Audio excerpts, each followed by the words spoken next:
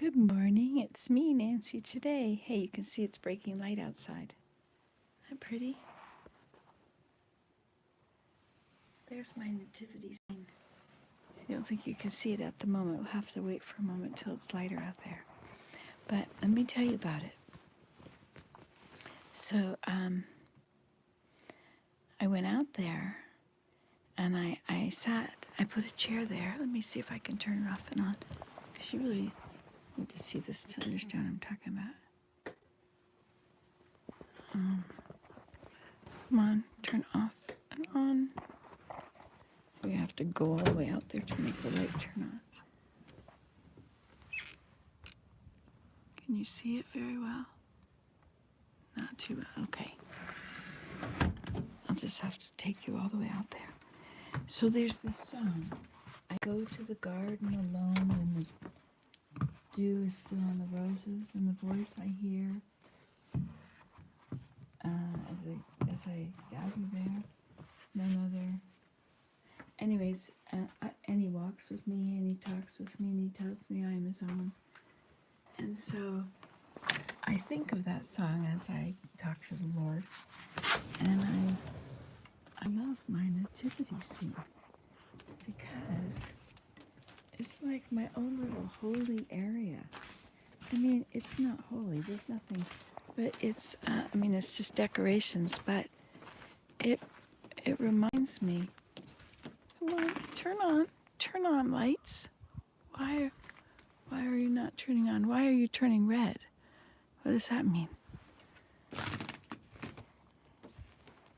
So I was sitting out here. There it is. Thank you. Okay.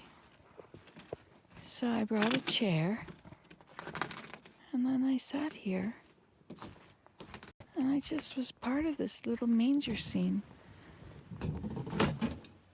And I thought about what was going on.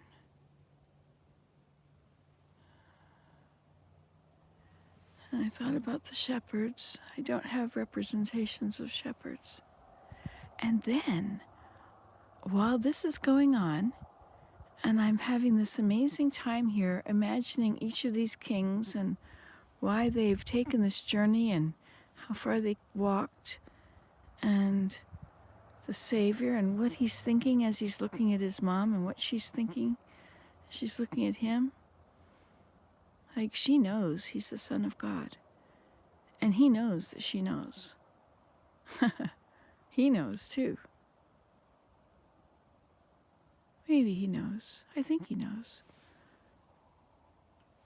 Anyway, and then, while this is going on, all this beautiful thing is happening out here. There's this new star. Look up there. Can you see that star? It's in the east. I mean, talk about chills up your back. So, it's just above the tree line. See if I can zoom in on it. There you go. That is a darn bright star. It's the only star. Look at that. It's way brighter. All the other stars out there were just dim compared to this. This is called the Christmas comet. It comes around every year at this time. And I've never seen it before, but my goodness. I mean, this is the new star that appeared in the east. Isn't that amazing?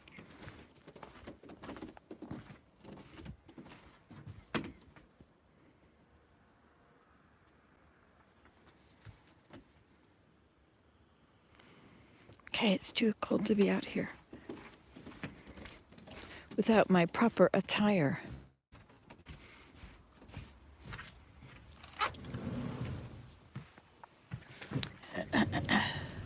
My plant has a new place to live now, isn't that nice?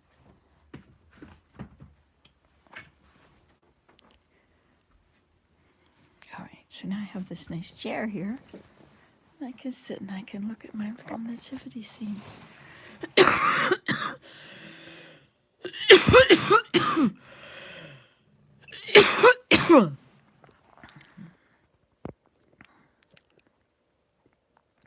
It's good I went out there because you really can't see it so well from in here.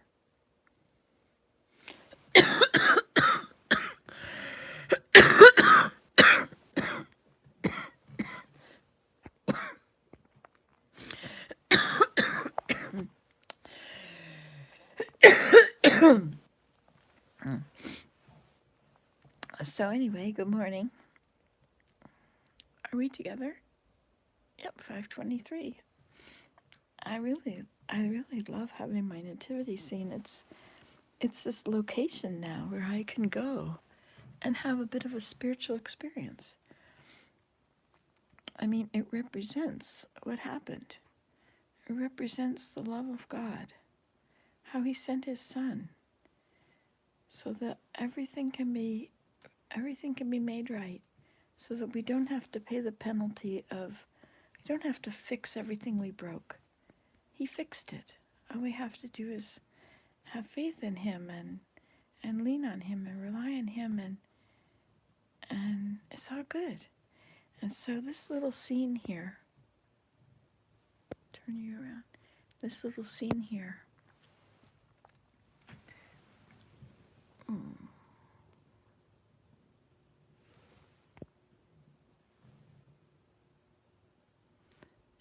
it's,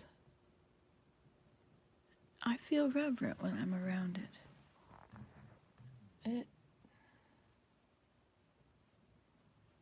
It's a commemoration of some amazing things that happened on that day. Of course, everything was not on that day. Those 3 kings, it took them 2 years to find where he was.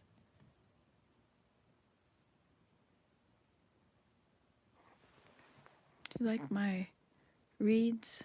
Or what are those called? Yeah, I think they're, yeah, those are reeds.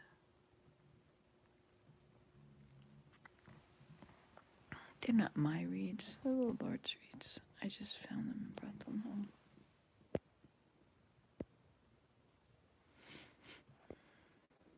I had no idea that I could enjoy this so much. So I sat out there. If it wasn't so cold, I would have used my violin and I would have sat there and played songs about the shepherds and about the kings. And I was singing about the kings, thinking about why these kings have come and where they're from. I think there's a raven in the tree. We have a lot of ravens. And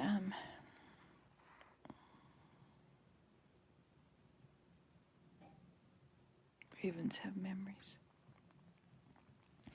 Anyway, so as I want to sit here in this chair, which I've now reorganized the room so that I can sit in this location and be in my glider and look out at this lovely scene.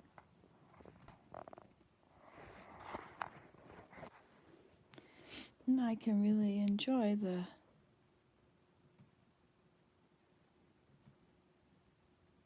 thoughts that it all inspires.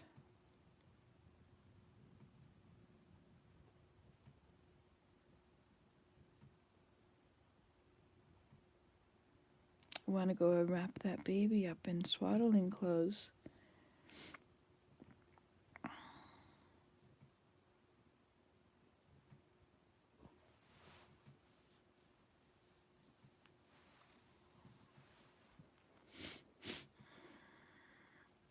I really enjoy having this little spot. I remember when I was a little girl, I went to some places, and wherever there was a home, and in the home there was a little sanctuary with a little table and I suppose a cross and a little chair or something, or a mat. Something. Anyway, it was. I always liked those. So I built myself a little table like that. I don't know how old I was. It was probably not yet 12, but I might have been. Probably not. I made one of those little tables, and out of wood, I cut the saw. I measured with my measuring tape or against the ruler or something. And so I've always but if ever I had a place like that, after I made that little thing, it just became a table with stuff on it, just like every other little table. And so it was because of the focus of the people that lived there that it was the way it remained the way it was. and didn't just become, it's because they kind of reverenced the area, that it was a special area where they would go, where they would be close to God. I think reverencing areas is a nice thing. Because everywhere, although everywhere you can be close to God, it's like in the temple, it's so reverent and you're so close to God. And in the chapel, which is where we have church, we don't have church in the temple, where we go to the chapel every week, and those you're reverent there, but not to the same extent as you're reverent in the temple. But the reverence that you show, the quiet, solemn gratitude and reverence, respect. Something is holy. Take off your shoes. That the ground upon which you're standing is holy. Sometimes, like, it's not that the ground has changed or a location has changed. It's that, like when Moses and the burning bush, right? The burning bush was right there in front of Moses, and he was told to take off his shoes, for he was standing on holy ground. Well, the ground wasn't holy; it was just a bush, right? But because of what was going on, it was holy. And so, the bush is not. One doesn't go and worship the bush because it burned. One goes to remember and to worship the Lord who made the bush burn. And the same here with my little statues.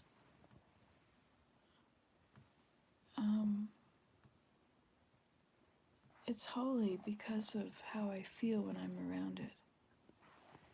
Did I tell you once about the, yeah, I did. I tell you about it a lot. I have a box. I went to Virginia Beach once, and I stood on the beach and I listened, and the sound on the beach and the feeling on the beach and the feeling that I had was so holy, such a holy feeling. And so after that was over and I was wandering along the beach, I walked into these little trinket shops and was looking at things. I always like seeing what's made of nature. And there was this little box. It was made of shells. It was probably a wooden box underneath, and it was covered with shells, and it was lined with red velvet. And it was a white box, and it was so pretty. And it was $5. And so I bought this little $5 box, and I decided that my memory, that my experience, the holy feeling I had felt on the beach, was now in that box.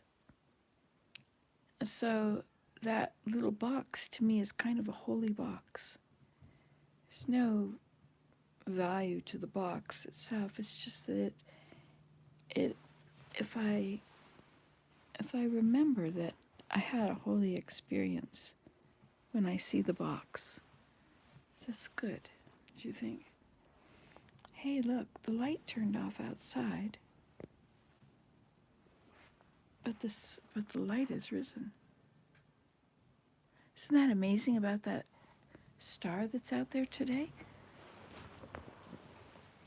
The star in the east. And look, it's getting light out. Where's the star? Look, it's still there.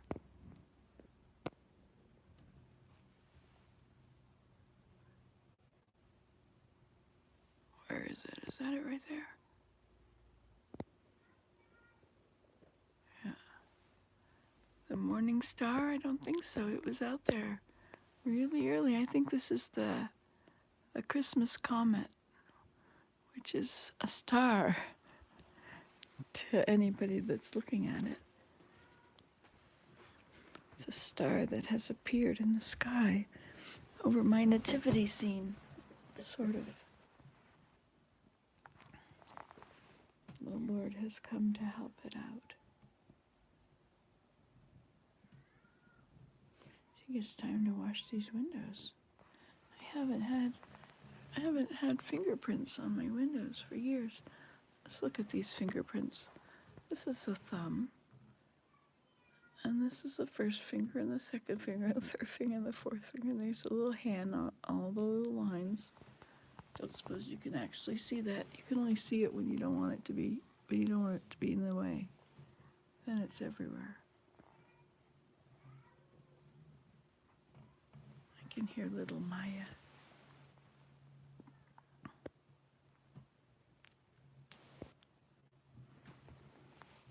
Well, wasn't that nice seeing my nativity scene? I was watching it, I was looking at it, and I was singing. I need my violin. I was singing about the kings, and I was looking at these kings and thinking, it's pretty amazing, you know, like this baby and the mother, and they knew what was holy, and the father, they knew what was holy. But the Lord went and told other people too. Like there were other people that knew. It wasn't just them. Like there was a day and a night and a day that the sun didn't go down in South America or in this continent. It was light for 24, whatever the amount of a day and a night and a day is. Is that 12, 24, 36? Is that 36 hours? Or would it be 48 hours? Because it's going to be light for the whole day, and then it's going to be light for the next whole day, which makes it, oh well, I'm not going to think about that. I'll think about it tomorrow. You know, I've been reluctant to put things on my walls, but I think I'm going to put pictures on my walls. And my mother's living room wall was all covered with pictures, family pictures. It was great. I hear these little children.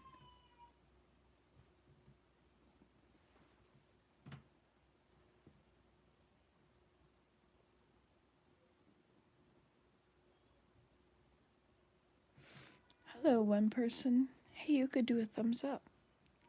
So, do you want to talk? I mean, we're having a live chat here. Actually, we were talking about my nativity scene. I really like that. Oh, away he goes. Goodbye. Well, see you later. Bye-bye.